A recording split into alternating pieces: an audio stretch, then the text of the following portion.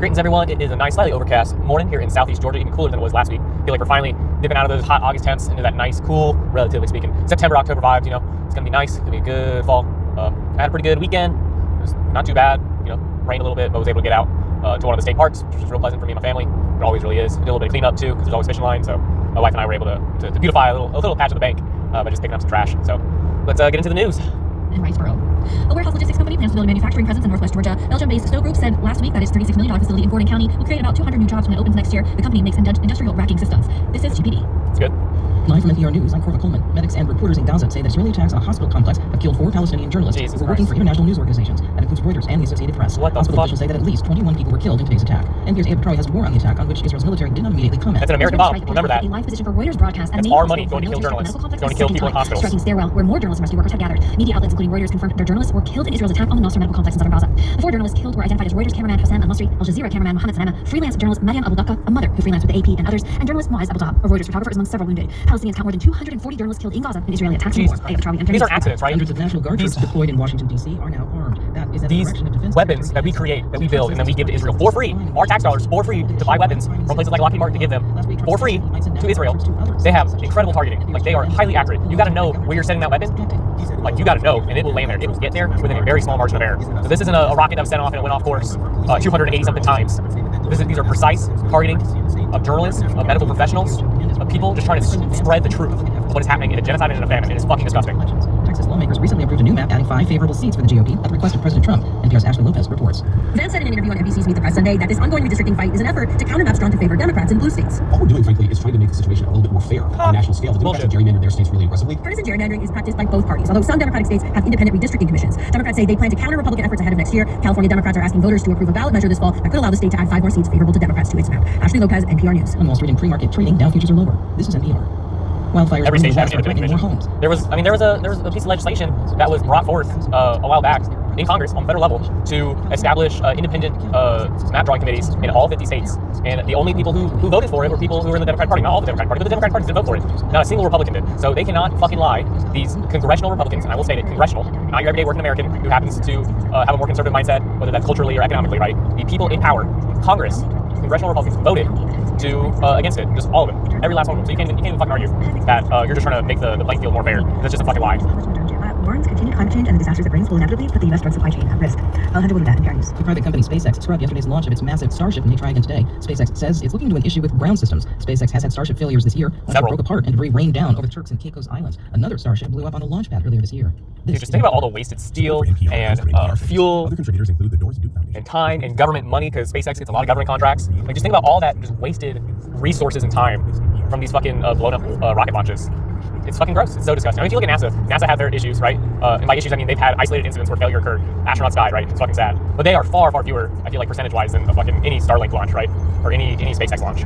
This afternoon, right here on GPB. This is Morning Edition on GPB. I'm Pamela Kirkland. Thanks for starting your Monday with me on GPB. It's August 25th. Coming up this week marks the 20th anniversary of Hurricane Katrina. NPR's Michelle Martin speaks with retired Lieutenant General Russell Honore about his memories of Katrina and about the lessons learned from the disaster. We'll have that conversation coming up in 15 minutes right here on GPB. Support for GPB comes from our generous listeners and the John S. and James L. Knight Foundation, helping public radio advance journalistic excellence in the digital age. The Knight Foundation believes in fluent and engaged communities. Man, the news is getting fired up already this morning. It's crazy. You got bullshit from Israel killing people with our tax dollars.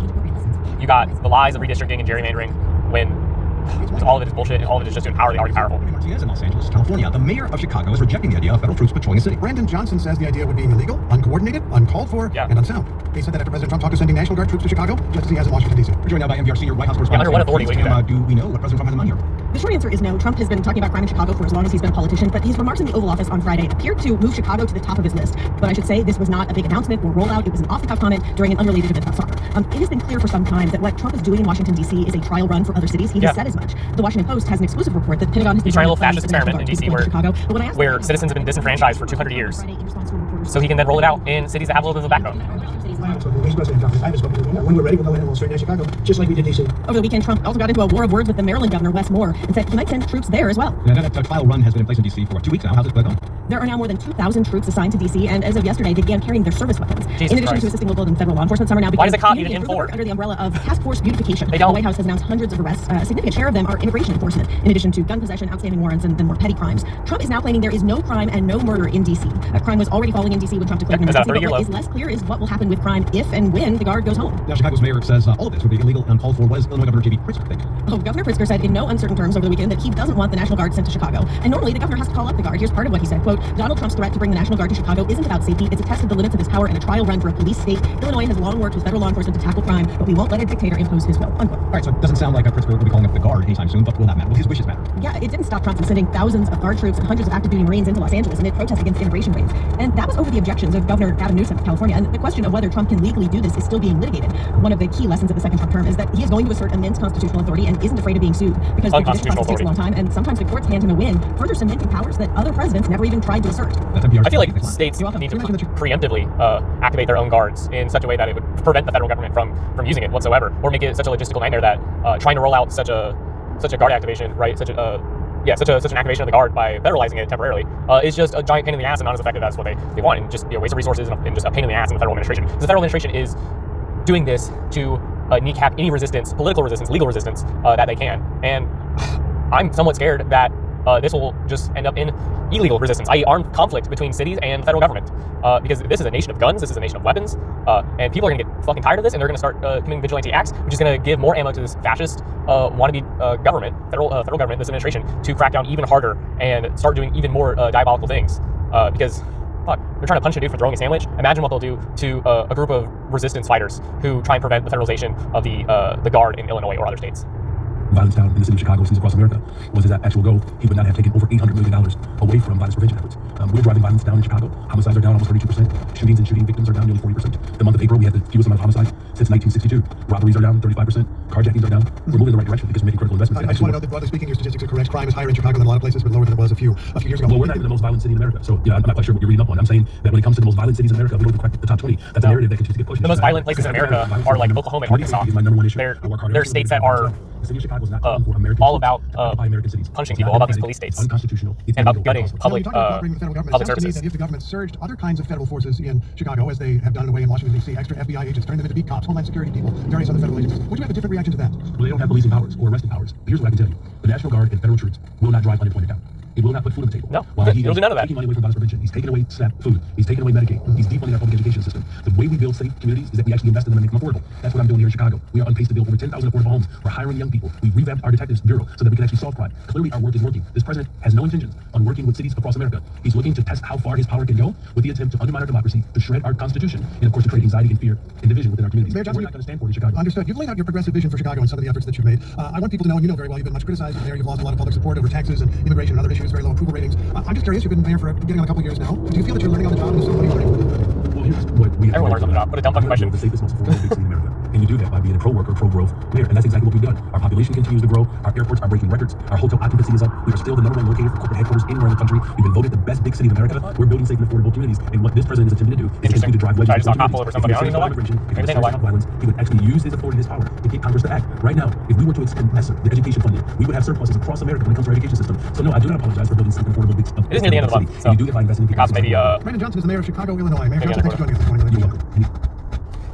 Yeah, no, that was a good conversation. Well, I should say, I think Mayor Johnson of Chicago did some good retorts to that questioning. Just a little bit, Mr. Inskeep, that was a dumb question, whatever, about learning on the job. But I mean, we're seeing this across the nation. A lot of these big cities that have inner cities, right? They are bouncing back from the crime waves of the 90s, and the reason those crime waves happened in the first place was because of neoliberal policy of the 70s and 80s, the Reagan era, and really beginning with Nixon and Carter, right? So the cities that were just destroyed by austerity, by cutting public programs, by cutting social welfare programs, making sure that when people lose their job, when people get in a car wreck and they can't work, that they're not destitute and put out on the streets. Does that still happen? Yes, because we live in a terrible economic system. But they try to minimize that pain as much as possible before all that. The 50s was the golden era of America when we had the best social welfare programs ever in our nation's history. And in the 70s and 80s, all those systems were cut. And in the 90s, we saw the effects of it. We saw crime rise because people's standard of living dropped, because people fell into poverty because of policy changes that defunded public good, that defunded the ability for Americans to live in those cities. And we have spent 30 years trying to climb back from that neoliberal hellhole, that austerity hellhole, by building back communities, by funding public goods, funding hospitals, funding programs that get homeless people off the streets permanently, by providing housing and jobs, by providing better schools for kids, by providing after-school programs so kids aren't tempted to do dumb shit. It's really all what this is, or why we're seeing these 30-year lows, in city after city, specifically cities that have like marginally progressive leaders. They're not even that progressive. They're just like slightly better than what they had in the 80s and the early 90s, right? But it's helped out those communities so much, and it's decades worth of work. And it's going to be torn away as we continue to prioritize the needs of the powerful as we prioritize the wants, not the needs, the wants of the powerful over the needs of the many. It's as simple as that. It is as simple as that. Because the more we defund a state's ability to provide good healthcare, to provide good housing, and to provide good schools with good programs for kids, the more we defund that, the worse life gets. And the harder it gets in life for these people to pull themselves out of poverty, or to not fall into poverty, or to not use crime to stay out of poverty, right?